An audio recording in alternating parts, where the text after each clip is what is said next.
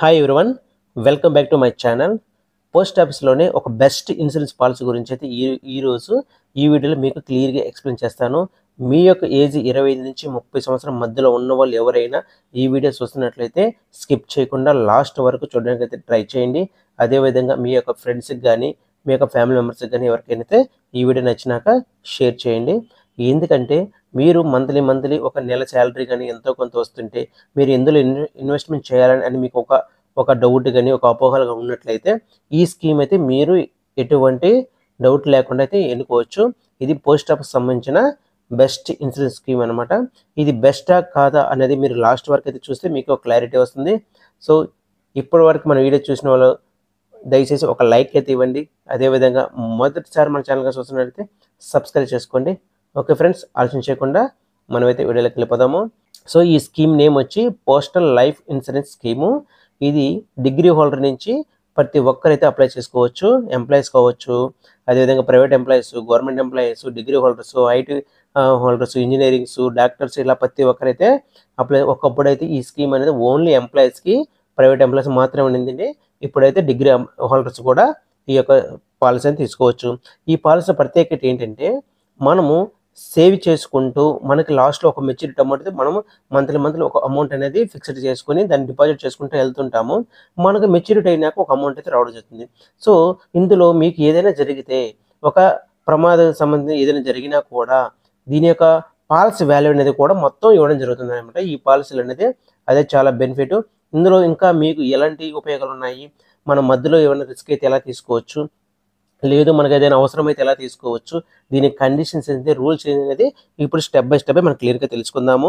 Suppose మీ యొక్క age 20 సంవత్సరం 30 సంవత్సరం మధ్యలోగా ఉన్నట్లయితే నేను చెప్పే ఈ యొక్క పీరియడ్కి ఈ యొక్క అమౌంట్ అనేది వర్తిస్తుంది.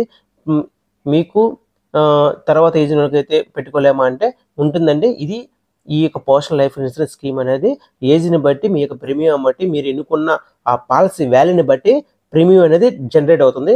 ఆ అమౌంట్ మీరు ఎవరీ మంత్ అయితే కట్టవచ్చు. ఇంకొక మంచి గుడ్ న్యూస్ ఏంటంటే ఇందులో జిఎస్టీ అనేది 0%. ఇంతకుముందు మనకి అక్టోబర్ బిఫోర్ దాకా 18% జిఎస్టీ అని ఉండేది. 18% జిఎస్టీ తీసేయడం జరిగింది. 0% చేశారు. అంటే మీరు యాక్చువల్ కట్టాల్సిన ప్రీమియం అమౌంట్ మాత్రమే మీరైతే పే చేయొచ్చు. సో మనకి ఈ పాలసీ ఎప్పటి నుంచి వచ్చింది తెలుసా అండి? ఫిబ్రవరి 1, 1884 సంవత్సరం నుంచి ఈ పాలసీ అయితే రన్ అవుతూనే ఉంది. ఇది 100% గ్యారెంటీ స్కీము, ఎటువంటి రిస్క్ లేని స్కీము, ఎటువంటి మార్కెట్ షేర్ వాల్యూలో పెట్టిన స్కీమ్ అనమాట. ఇది central government scheme. Okay friends, ఆలోచన చేయకుండా మనం అయితే వీడియోలోకి వెళ్ళిపోదాము. సపోజ్ మీ యొక్క ఏజ్ 25 సంవత్సరాలు ఉంటే నేను ఒక 2-3 ఏజ్ల గురించి చెప్తాను. ఆల్మోస్ట్ మీకు స్క్రీన్లో కూడా ఏ అమౌంట్ ఏంటి అనేది మీకు క్లియర్గా చూపిస్తాను. ఎవరికైనా కావాలంటే దాని స్క్రీన్ షాట్ కూడా తీసుకోవచ్చు. సపోజ్ మీకు ఈ స్క్రీన్లో చూపిస్తున్నాను. మీ యొక్క ఏజ్ వచ్చి 25 సంవత్సరాలు ఉంటే మీకు మెచ్యూరిటీ పీరియడ్ అనేది ఏ విధంగా ఉంటుంది మీరే సెలెక్ట్ చేసుకోవచ్చు అనమాట. సపోజ్ మీకు స్టార్టింగ్ మెచ్యూరిటీ ఏజ్ వచ్చి 35 నుంచి ఉందన్నమాట. 35 నుంచి 60 సంవత్సరాల వరకు అయితే ఉంది. ఇందులో మీరు ఏదైనా ఎంచుకోవచ్చు. సపోజ్ నాకు తక్కువ పీరియడ్ కావాలి, షార్ట్ టర్మ్ డబ్బులు కావాలి అనుకుంటే ఈ యొక్క 35 సంవత్సరాలు ఉండేది మెచ్యూరిటీ. అంటే మీ వయసు ప్రజెంట్ 25 ఉంది, మీకు 35 వచ్చే వరకు అంటే డ్యూరేషన్ వచ్చి 10 సంవత్సరాలు కట్టాలి. 10 సంవత్సరాలు ఎంత కట్టాలి? 16,800 కట్టాలి. అంటే మనం కట్టి ఈ 10 సంవత్సరాల్లో ఈ యొక్క పాలసీ వాల్యూ 20 లక్షలు అనమాట. 20 లక్షల పాలసీ అనేది కవర్ అవ్వాలి కదా. కాబట్టి 16,800 రూపాయలు అయితే మనం నెల కట్టాలి. మీకు రీబేటు 100 రూపాయలు వస్తుంది అనమాట. ఈ రీబేట్ తీసేస్తే మీకు మొత్తం నెట్ ప్రీమియం ఎంత కడతారు? 16,700. అంటే మీకు ట్యాక్స్ అనేది ఇక్కడ 0 ఉంది. ఇంతకుముందు అయితే 80% మనకు ఉండేది అనమాట. ఇప్పుడు టోటల్ బోనస్ 10,40,000. అంటే 10 సంవత్సరాలు కాను మీకు 10,40,000. అంటే మెచ్యూరిటీ అమౌంట్ 30,40,000. అంటే 10 లక్షలు బోనస్, 20 లక్షలు అనేది పాలసీ వాల్యూ, మొత్తం 30,40,000. సపోజ్ మనకి ఈ యొక్క పోస్టల్ లైఫ్ ఇన్సూరెన్స్ స్కీమ్లో మీకు 1000కి 52 రూపాయలు బోనస్. అంటే మీకు 1000కి 52 రూపాయలు బోనస్ అంటే మీకు ఎలా క్యాలిక్యులేట్ చేయాలంటే అప్పుడు ఎవ్రీ ఇయర్ మీకైతే బోనస్ రావడం జరుగుతుంది. ఎలా అంటే 1000కి 52 అంటే 20 లక్షలకి ఎంత వస్తుంది?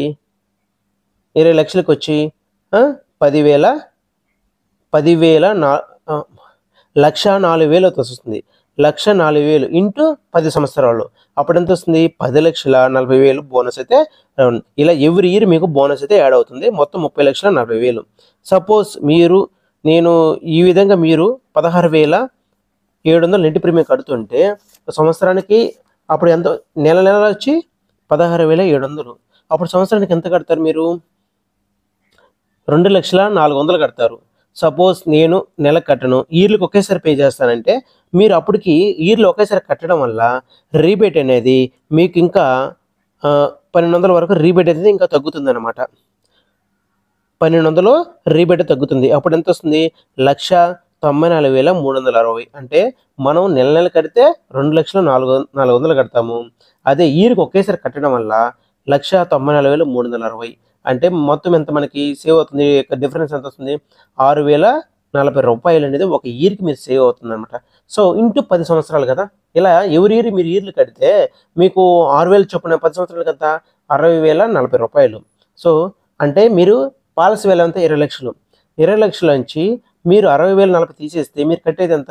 19,39,900 రూపాయలు. అంటే మీరు 20 లక్షలు కంప్లీట్గా కట్టడం లేదు.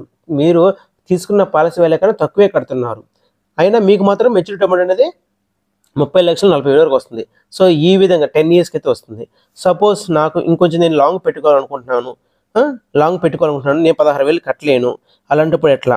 సపోజ్ మీరు ఒక 20 సంవత్సరాలు పెట్టుకున్నారు, లాంగ్ టర్మ్గా పెట్టుకున్నారు అంటే మీ వయసు 50 వస్తుంది అనమాట. ఇప్పుడు ప్రజెంట్ 25, ఇంకొక 25 కలిపితే 50 వచ్చినప్పుడు మీకు డబ్బులు కావాలంటే మీరు నెలకు వచ్చి 6,300 అయితే పే చేయాలి.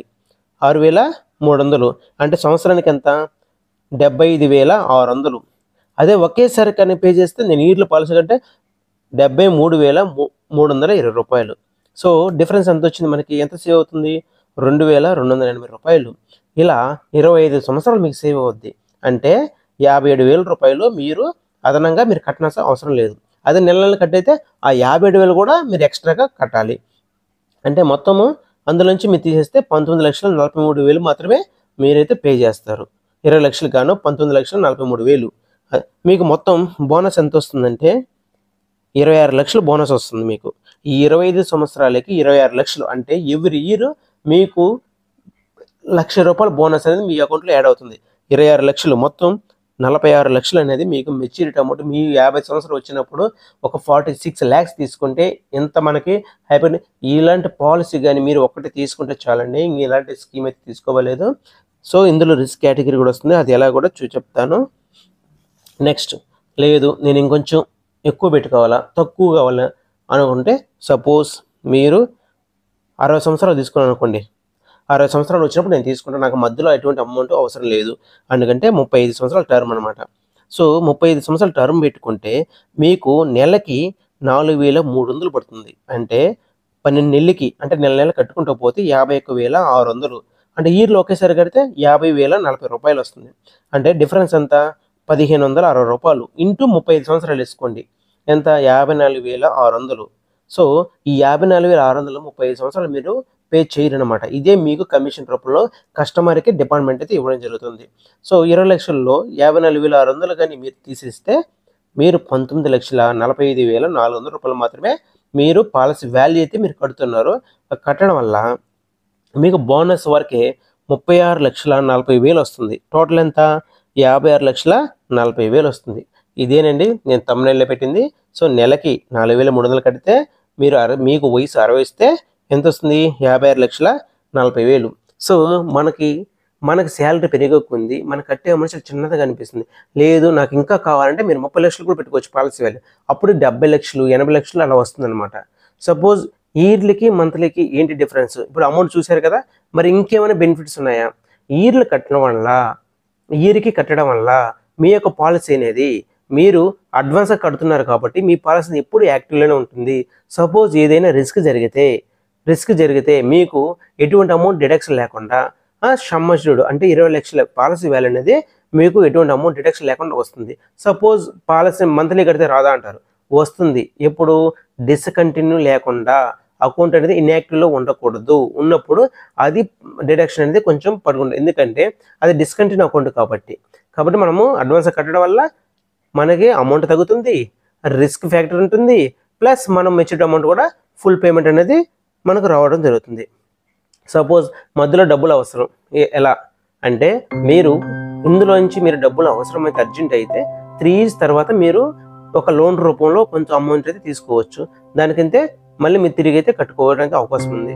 లేదు నేను పూర్తిగా ఆపేయాలనుకుంటున్నాను అంటే మీకు ఎలిజిబిలిటీ సరెండర్ చేసుకోవాలంటే 3 ఇయర్స్ తర్వాత ఎలిజిబిలిటీ.